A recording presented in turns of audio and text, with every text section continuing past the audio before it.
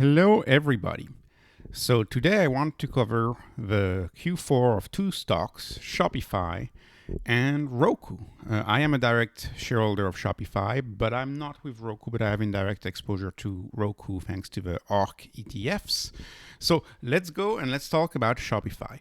Shopify beats earnings and it beats on revenue as well, right? Shopify had a great quarter. It's a beat. I love Shopify. I think Shopify is a wonderful company.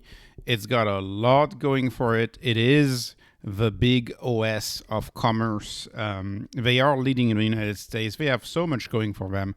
I recognize that, and I think the market recognizes this too. I think the market sees exactly the same thing that I see in Shopify.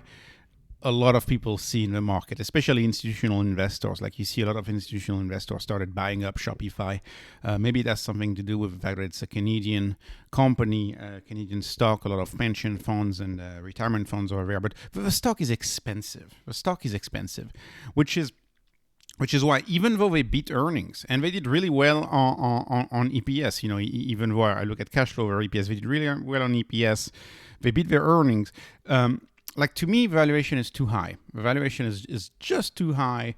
I reran it through my valuation framework, and it is now the second most expensive stock I own directly after NVIDIA. NVIDIA is the most expensive stock I own.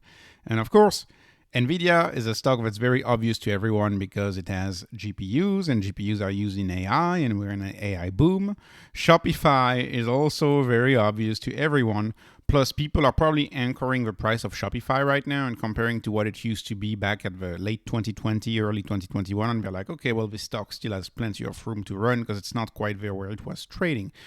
But when I compare, and I tend to look at this, middle-sized position, I tend to look at them as pairs.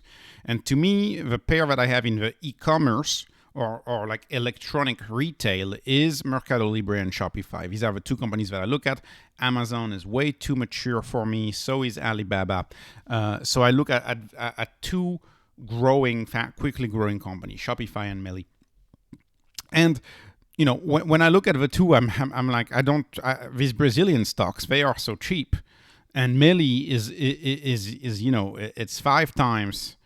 essentially five times cheaper on a per growth basis than Shopify, because Shopify said in the investor letter today, they said that they would think they will grow next year, or even next fourth quarter. They think they will grow in the mid-teens. So mid-teens, I put exactly mid-teens here, 17.5%. That's exactly the upper high mid-teens is what they said, not mid-teens, upper high mid-teens. That's exactly what I put out there. So it's really, you're really paying up for that growth. Like, that growth is very expensive for Shopify. You're paying up for that growth. MercadoLibre is still extremely cheap, and they haven't revised down any of their growth targets. In fact, they may revise them up once we get Q4 for MercadoLibre. Why would they revise them up?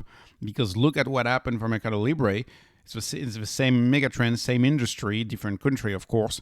But its main competitor just went bankrupt. The main competitor of MercadoLibre, Americanas, just went bankrupt. The market realized that a few days after it was announced, and the market shot up, and then it went right back to punishing MercadoLibre. So what's going to happen to their guidance, knowing that their main competitor went bankrupt? I think their guidance is going to be up at MercadoLibre, and right now MercadoLibre is just too cheap. So I've been trimming some of my Shopify just a little bit every day. And I'm slowly replacing it with MercadoLibre.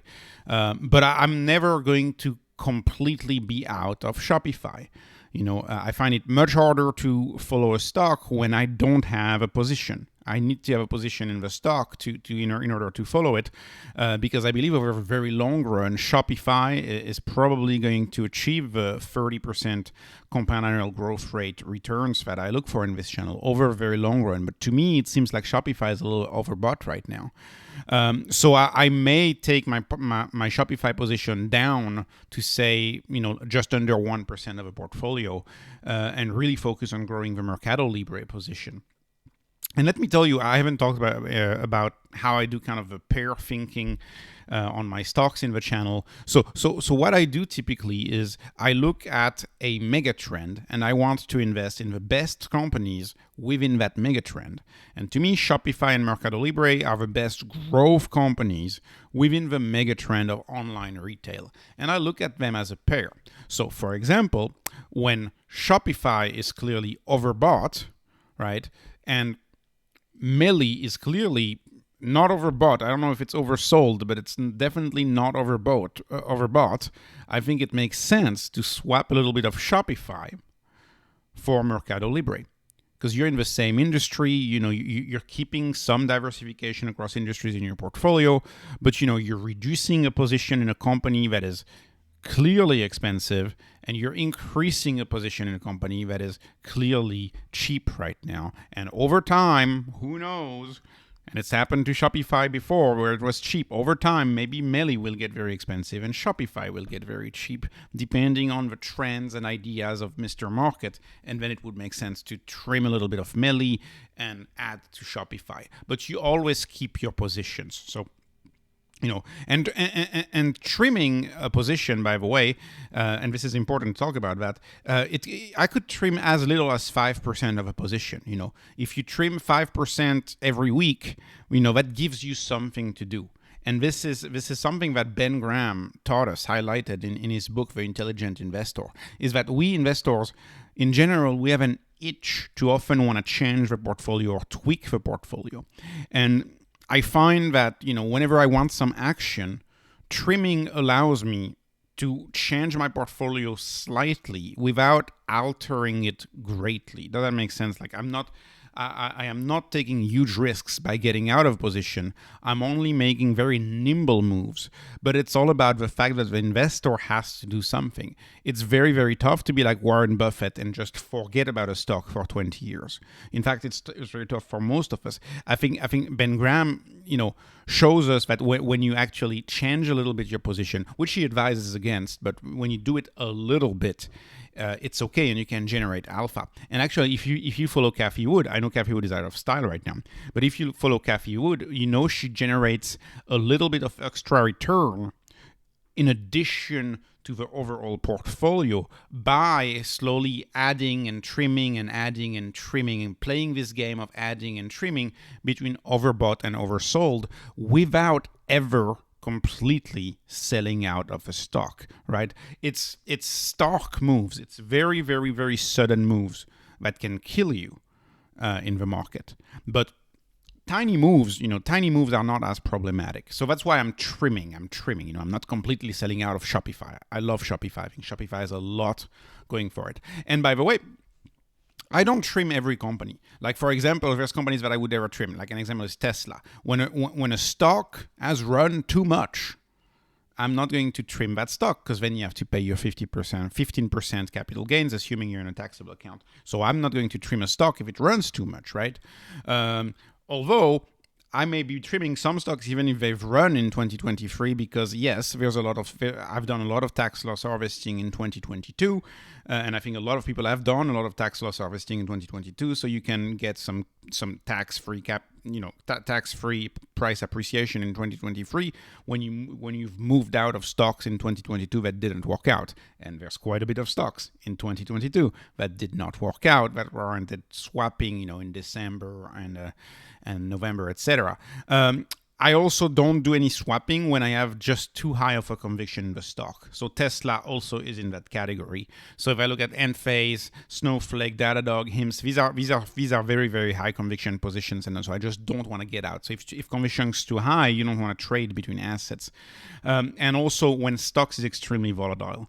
You may have heard the quote, days in the market or time in the market matters more than timing the market. This is kind of this philosophy explained here, because if a stock is very volatile, like Open Door, for example, if a stock can go up, 100% in a week, that's very, very volatile, and you may be missing out. So clearly you want to do a little, pair swapping between stock, trimming and adding. You want to do this on bigger stocks, bigger positions where you don't run that risk of an extremely volatile stock.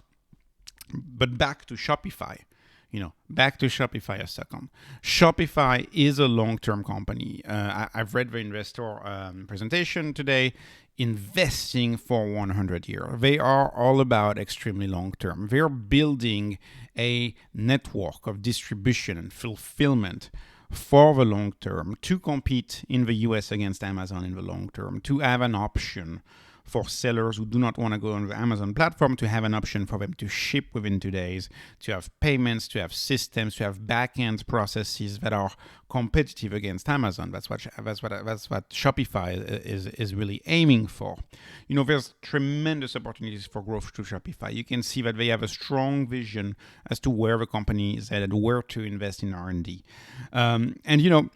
Interestingly, a stock I covered a few days ago, Figs. So Figs was featured in this year's presentation. Figs grew entirely from Shopify. So you can build really, really large enterprises on Shopify. That was the case of Figs, right? And they have a few companies like that are public companies, large public companies, that are literally operated from Shopify. So Shopify is becoming the back end, is becoming the infrastructure of successful companies like Figs, like Allbirds, even the Tesla accessory website. It's becoming part of that infrastructure. What is it? It's an operating system for your sales. They are working on becoming the operating system, the SaaS software that is going to underlie your selling organization, which I think is a very powerful value proposition, which is why I don't ever want to be completely out of the stock. I am trimming and adding to another one because the stock is expensive right now. Perhaps, who knows, they miss a quarter in 3 months or 6 months. They miss a quarter and the stock crashes 25%. Perhaps that's when I go back in. All right, let me move on and talk about Roku now. So Roku also reported amazing earnings. They beat on both earnings per share and on revenue expectations. That is wonderful. I did a video on Roku, and I'm saying right now, congratulations to Roku, because I did a video on Roku about this quote-unquote hated growth stock. Like Roku is one of the most hated growth stock. Yet I think it's a company that could be like a coiled spring. I think the company could coil back up. And this is the case of a lot of the Cathie Wood companies. Like a lot of the Cathie Wood companies, as soon as we get out of this recession, I believe they could really, really begin to explode in price. In fact, as soon as the market sees that we're getting out of a recession, there are some of these stocks who saw their growth literally disappear, their revenue growth literally disappear in 2022. We'll see it back. Roku, why is Roku hurting? Why is Google, to a larger extent, for a bigger company, why is Google hurting? Because advertising has been cut.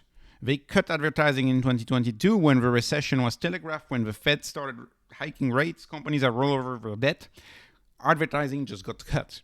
And so Roku makes its money from advertising. If you cut advertising, that's going to tremendously, hurt Roku. And what you can see, a lot of the stocks of Cathie Wood have been hurt by the reopening. Shopify is the same way. Everybody was shopping online, and then all of a sudden, people go back in the real world and shop retail in the real world. Same for Zoom. Everybody was working virtual, and then all of a sudden, everybody goes back to the office. But that does not change the long-term trends. These are very, very, powerful long-term trends. And the reason why I bring up Cathie Wood here is because I have exposure to Roku through the ARKK ETF, which is, the second most popular ETF of Cathie Wood. And I prefer the ARK ETF over the ARKK ETF because I have more knowledge of companies than the ARKK ETFs. ARKK ETF has a lot of biotech and genomics companies, and I do not know enough about the genomics market. So that was an aside. So ARKW is my Cathie Wood ETF that I have, and it's got 6.75% of Roku, so the ETF should benefit tomorrow morning. It's a great news that Roku did so well. The stock is up another 10% after hours.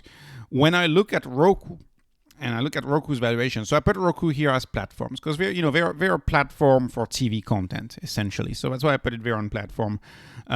So Roku They've estimated their gross margin is going to be great, but when I compare Roku, for example, on a price to gross profit basis here, we can see that Roku is dirt cheap out of 5. In fact, it's the second most cheap platform per that metric.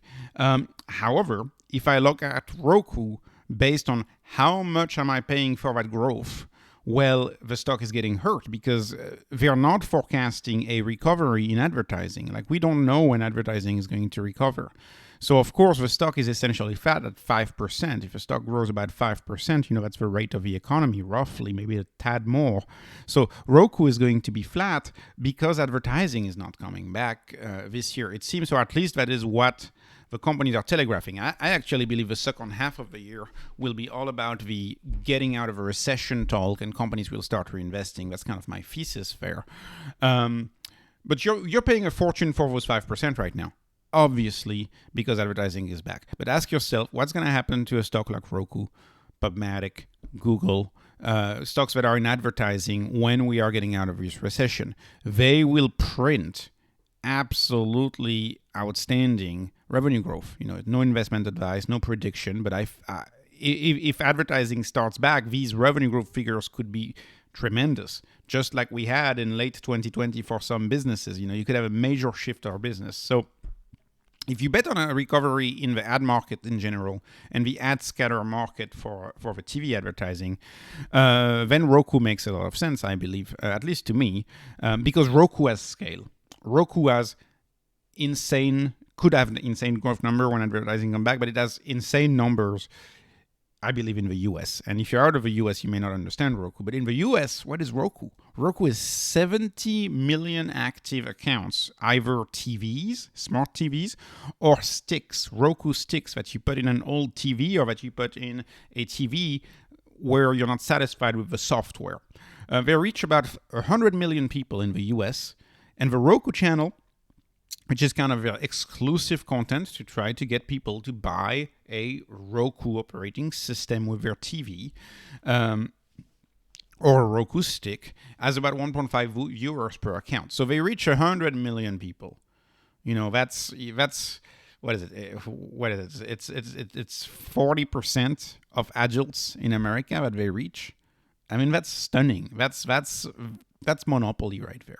Very, very close to monopoly, because aside from Android TV, which is really the main competitor, because Apple TV is really tiny, but aside from Android TV, which is like the second competitor, then you have Samsung TV, you have WebOS with LG, you have all of these different operating systems, literally dozens of operating systems.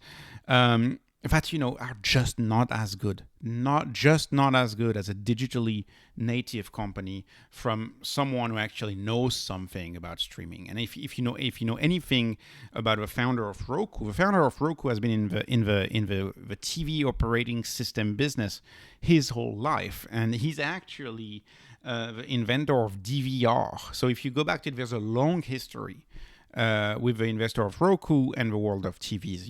This is not just a SPAC that came out of nowhere. This is a solid company, I believe. As noted, because right now companies they've cut their spending on advertising. We've had a 2022 that was essentially flat in average revenue per users against 2021. Flat, entirely flat. Even though they've grown, the number of devices connected, they've grown the number of streaming hours, tremendous streaming hours. The revenues are flat. Why are they flat? Because despite the growth in things like, for example, streaming hours, that has been growing at a nice steady pace, despite the reopening, right? It's been growing fairly fast. Revenues are down. Advertising revenues are so down. But streaming is up. So the service of Roku is resonating with consumers. It's just ads that are down. Imagine when ads come back. When ads come back, Roku may post revenue growth figures that are going to be in the 50+%. I believe when ads come back really, really strongly, and I believe ads could come back very strongly because the future is streaming, right? More than half of Americans now do not have linear TV anymore. Only 47% of Americans have linear TV. So how do Americans access entertainment on their television?